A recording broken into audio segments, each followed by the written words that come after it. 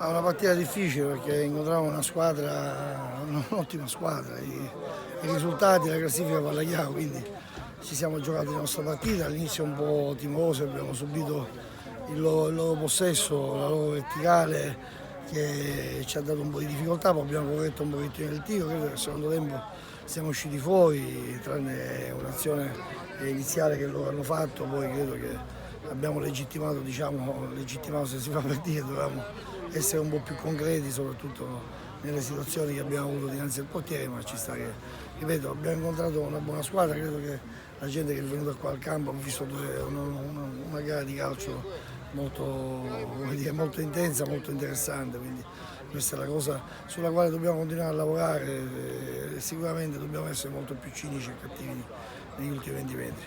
Ma quello sì, sicuramente, anche perché è stato uno spartiacque, il nostro portiere ci ha abituato a questa prodezza.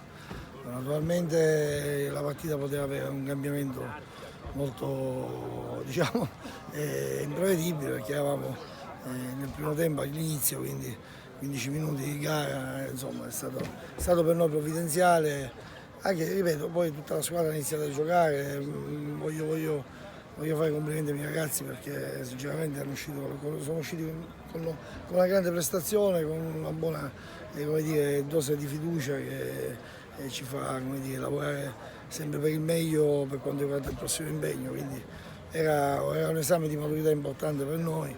Vedo, c'è rammarico di non aver conquistato l'intera posta.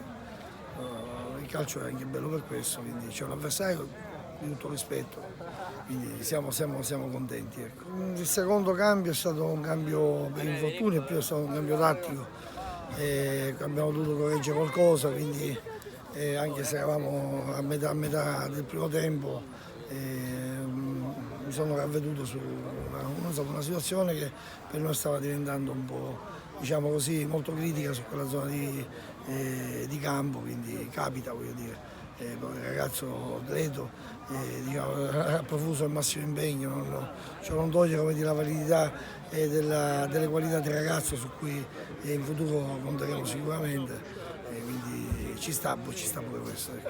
Sì, tutto sommato penso che sia stato giusto il pareggio, visto le occasioni che hanno avuto loro nel primo tempo con il rigore che hai detto appunto tu e qualche altra occasione che hanno creato, quindi il primo tempo di marchio Fulgatore, il secondo sicuramente Accademia, con le occasioni che abbiamo creato dove il loro portiere è stato più che bravo. E continuiamo sulla nostra striscia di risultati appunto positivi e cerchiamo di continuare così con la speranza magari di già domenica prossima ritrovare i 3 punti.